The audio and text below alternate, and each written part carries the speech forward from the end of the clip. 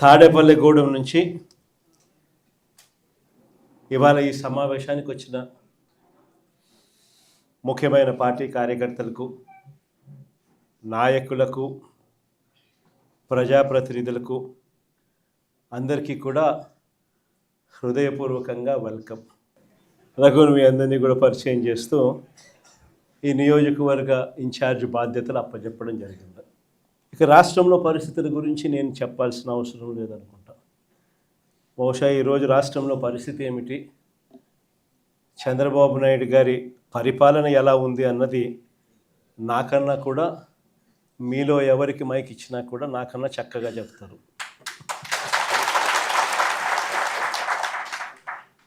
చంద్రబాబు నాయుడు గారు ఎన్నికలప్పుడు తాను ఏం చెప్పాడు, ఎన్నికలు అయిపోయి ఇవాళ 2 సంవత్సరాలు అయిపోయింది.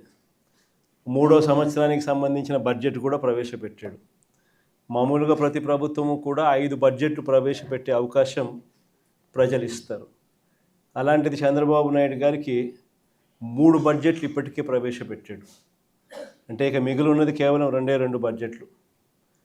ఈ 3 బడ్జెట్లు తాను ప్రవేశపెట్టిన పరిస్థితుల మధ్య చంద్రబాబు నాయుడు గారి ఈ 2 సంవత్సరాల పరిపాలన కూడా ఒకసారి పూర్తి చేసిన పరిస్థితుల మధ్య, 3వ బడ్జెట్లో కూడా అదే రకమైన మోసాలు చేస్తూ ఉన్న పరిస్థితుల మధ్య ఒక్కసారి రాష్ట్రాన్ని గమనిస్తే, చంద్రబాబు నాయుడు గారి పరిపాలన గమనిస్తే ఈరోజు మనకు కనిపించేటివి ఏమిటి అని అంటే, సూపర్ 6లు అన్నాడు, సూపర్ 7లు అన్నాడు. ఎన్నికలకు ముందు ఇంటింటికి వెళ్ళి ప్రతి ఇంటికి బాండ్లు ఇచ్చినాడు. ఆ బాండ్ల మీద పవన్ కళ్యాణ్ గారి సంతకము, ఈయన సంతకము, ఇద్దరు సంతకాలు పెట్టిన బాండ్లు ఇచ్చినారు. త్రికరణ శుద్ధితో మేమిద్దరం కలిసి ప్రమాణం చేస్తూ ఉన్నాము, జూన్ 2024 నుంచి మీ ప్రతి ఇంటికి ఇవన్నీ వస్తాయి అని చెప్పి ఏకంగా బాండ్లు ఇచ్చినారు. అలాంటి బాండ్లు ఇచ్చి సూపర్ 6లు, సూపర్ 7లు అని చెప్పి ఇవాళ అవన్నీ కూడా పూర్తిగా మోసాలుగానే మిగిలిపోయిన పరిస్థితుల మధ్య ఈరోజు మనం చంద్రబాబు నాయుడు గారి పరిపాలనలో మనం చూస్తూ ఉన్నాం. మేనిఫెస్టో అన్నది మన హయాంలో, మేనిఫెస్టో అన్నది ఒక భగవద్గీత కిందనో, ఒక బైబిల్ కిందనో, ఒక ఖురాన్ కిందనో భావిస్తూ 99% హామీలు నెరవేర్చినాము అని చెప్పి ప్రజల దగ్గరికి గర్వంగా తలెత్తుకొని చెప్పిన పరిస్థితి మన పార్టీ, మన హయాంలో జరిగితే, ఈరోజు మేనిఫెస్టో అన్నది చెత్తబుట్టలో పడేసిన పరిస్థితులు మళ్ళీ ఈరోజు చూస్తూ ఉన్నాం. కేవలం మారిందల్లా ఒక జగనే. జగన్ ఉన్నప్పుడు పరిస్థితి ఏమిటి, జగన్ లేకపోతే పరిస్థితి ఏమిటి అన్నది మాత్రమే తేడా. గమనించినట్లయితే ఈరోజు పరిస్థితి ఏమిటి అని అంటే, గతంలో చంద్రబాబు నాయుడు గారు చెప్పినట్టుగా జగన్ ఇచ్చేటివన్నింటినీ ఇస్తాను, జగన్ ఇచ్చేటివే కాకుండా అంతకు మించి సూపర్ 6లు, సూపర్ 7లు ఇస్తానని చెప్పిన పెద్ద మనిషి ఈరోజు పరిస్థితి ఏమిటి అని అంటే, బిర్యానీ పెట్టలేదు ఎలాగూ, ఉన్న పలావ్ కూడా పోయింది అని చెప్పి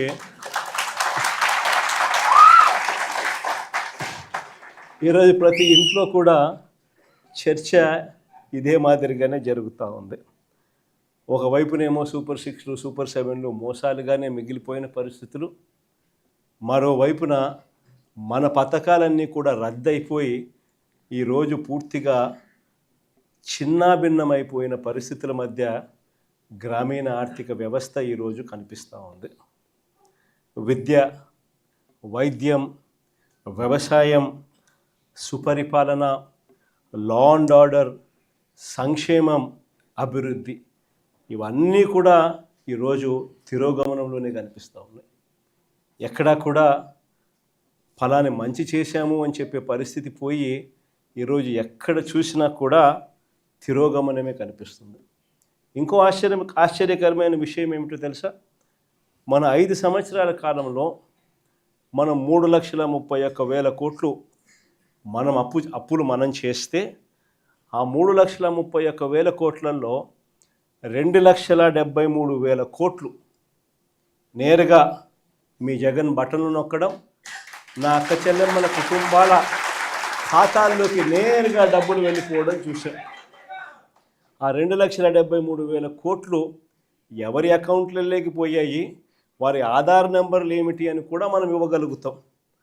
అంతగా మనం 3,31,000 కోట్లు అప్పు తెస్తే 2,73,000 కోట్లకు ఈ మాదిరిగా మనం జమా ఖర్చు కూడా ఇవ్వగలుగుతాం ఆధార్ నెంబర్లతో సహా. కానీ ఇదే చంద్రబాబు నాయుడు గారు ఈ 2 సంవత్సరాలు తిరక్క మునిపి మనం 5 ఏళ్లలో 3,31,000 కోట్లు అప్పు చేస్తే ఈయన 2 సంవత్సరాలు తిరక్క తలికే 3,52,000 కోట్లు తాను చేసిన గ్రాస్ అప్పులు, తాను చేసిన కమిటెడ్ అప్పులు ఏకంగా 3,52,000 కోట్లు దాటాయి. మరి ఈ 3,52,000 కోట్లు ఏమైనాయి? ప్రజలకు ఎందుకు బటన్లు లేవు? ప్రజల ఖాతాల్లోకి ఎందుకు రావడం లేదు? ఈ డబ్బంతా ఎక్కడికి పోతా ఉంది? ఎవరి జోబీల్లోకి ఈ డబ్బంతా పోతా ఉంది అన్నది ఈరోజు ప్రతి ఇంట్లో కూడా చర్చనీయాంశమే. ఆశ్చర్యం కలిగించే విషయాలు ఇవన్నీ. మన హయాంలో మనం ఎలా చేయగలిగాము? జగన్ హయాంలో జగన్ ఎలా చేయగలిగాడు? జగన్ వెళ్ళిన తర్వాత చంద్రబాబు నాయుడు ఎందుకు చేయలేకపోతా ఉన్నాడు అన్నది ఈరోజు ప్రతి ఇంట్లో కూడా చర్చ జరుగుతూ ఉంది. ఎందుకో తెలుసా? జగన్ చేయగలిగాడు, చంద్రబాబు నాయుడు ఎందుకు చేయలేకపోతా ఉన్నాడు? కారణం ఒకటే, రాష్ట్రానికి రావాల్సిన ఆదాయాలు జగన్ హయాంలో పుష్కలంగా రాష్ట్రానికి సంబంధించిన ఆదాయాలు రాష్ట్రానికి వచ్చేటివి. ఈరోజు చంద్రబాబు నాయుడు గారి హయాంలో ఎక్కడ చూసినా కానీ దోచుకో, పంచుకో, తినుకో.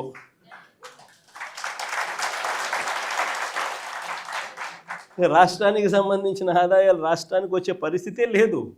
రాష్ట్రానికి సంబంధించిన ఆదాయాలన్నీ కూడా వీళ్ళు దోచుకోవడానికి, వీళ్ళు పంచుకోవడానికి, వీళ్ళు తినుకోవడానికే సరిపోతూ ఉన్నప్పుడు రాష్ట్రానికి సంబంధించిన ఆదాయాలు రాష్ట్రానికి రానప్పుడు ఇక రాష్ట్రం పరిస్థితి ఏమిటి?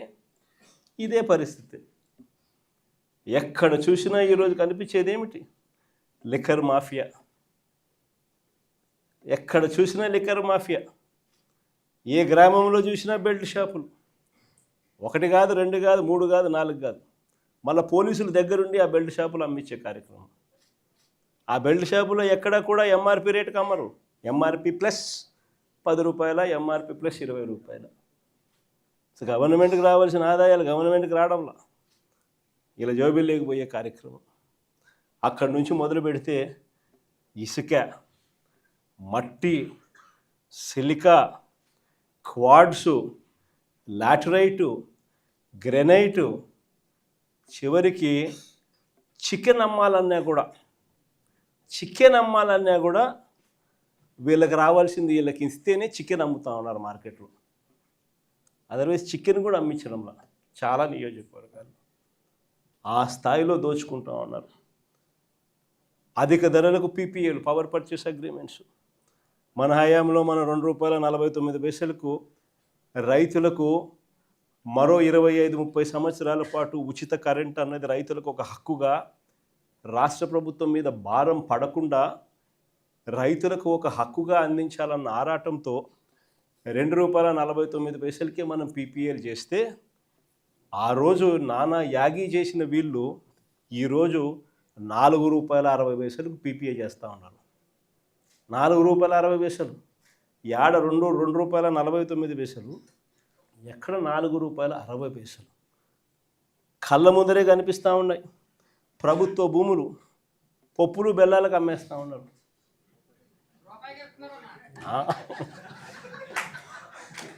కొన్ని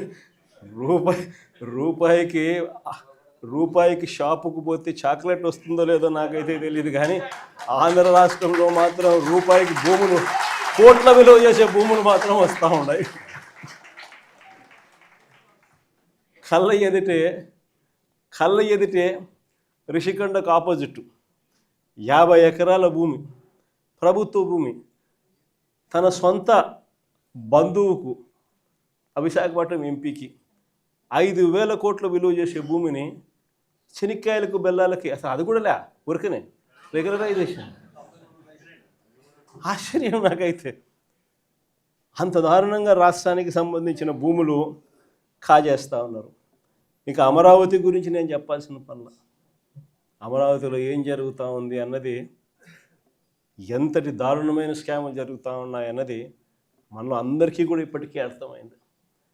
స్క్వేర్ ఫీటు కట్టడానికి 5 స్టార్ ఫెసిలిటీస్తో హైదరాబాద్లో కానీ, చెన్నైలో కానీ, బెంగళూరులో కానీ ఎక్కడైనా కూడా కట్టడానికి అయ్యే ఖర్చు 4,500 దాటదు.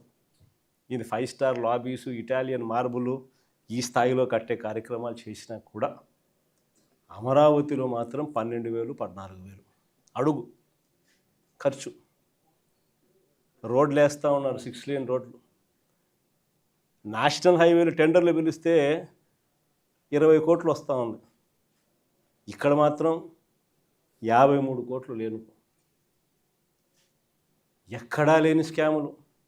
ఎవరి స్కాముల్లో భాగస్తులు అని అంటే సాక్షాత్తు రాము, ఈనాడు వియంకుడు, బిఎస్ఆర్, బలుసు శ్రీనివాసరావు, చంద్రబాబు నాయుడు బినామీ, అంతా వీళ్ళే.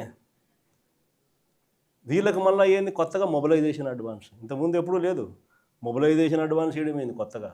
ఇంతకుముందంతా వర్కులు చేస్తే బిల్లు ఇచ్చే పరిస్థితి. ఇక్కడ చంద్రబాబు నాయుడు హయాంలో వర్కులు చేయాల్సిన పనిలే. కాంట్రాక్టర్లు మనోళ్ళే, మనకు సంబంధించిన వాళ్ళే, ఈనాడు, బలుసు, ఇల్లే, అంతా ఇల్లే. అడ్వాన్సు 10%, ఒక్కొక్కరికి 6,000 కోట్లు వర్కులు, అంటే ఒక్కొక్కరికి 600 కోట్లు అడ్వాన్సులు. వర్కులు చేయడం కదా దేవుడు వరకు. ఫస్ట్ మొబిలైజేషన్ అడ్వాన్సులు 600 కోట్లు ఒక్కొక్కరికి. ఈ స్థాయిలో దోచేస్తూ ఉన్నారు. ఎక్కడా కూడా రాష్ట్రానికి సంబంధించిన ఆదాయాలు ఇక రాష్ట్రానికి ఎలా వస్తాయి? రాష్ట్రానికి సంబంధించిన ఆదాయాలు ఇలా కొల్లగొడుతూ ఉంటే ఇక రాష్ట్రంలో ప్రజలు, పేదలు, మధ్యతరగతి వర్గాలు వీళ్ళ పరిస్థితి ఏమిటి? ఈరోజు ఆశ్చర్యకరమైన విషయం ఏంటంటే ఏ రైతుకు కూడా ఈరోజు గిట్టుబాటు ధర రావడం. ఉల్లి పంట చూసుకో, శనగ పంట చూసుకో, ఏ పంట అయినా చూసుకో, దళారీల వ్యవస్థ. ఏ రైతుకు కూడా గిట్టుబాటు ధర రావడం. అదే మన హయాంలో ఆర్బీకే పెట్టి, ఈ క్రాప్ పెట్టి, అందులో continuous monitoring of agricultural prices and procurement అని సీఎం మ్యాప్ అని పెట్టి ప్రతి ఆర్బీకే పరిధిలో ఒక పోస్టర్ కనిపించేది. ఇదిగో ఈ పంటలకు ఇవి గిట్టుబాటు ధరలు అని. అంతకన్నా తక్కువ రేట్లు ఎక్కడైనా కానీ ఉంటే వెంటనే ప్రభుత్వం ఇంటర్వ్యూన్ అయ్యేది. ఆ వెంటనే ఆర్బీకే పరిధిలో నుంచి అగ్రికల్చర్ అసిస్టెంటు వెంటనే సీఎం యాప్లో అప్లోడ్ చేసేవాడు. జాయింట్ కలెక్టర్, మార్క్ఫెడ్కు సంబంధించి జాయింట్ మేనేజింగ్ డైరెక్టర్ పోస్ట్లో కూడా ఆయన పెట్టాం.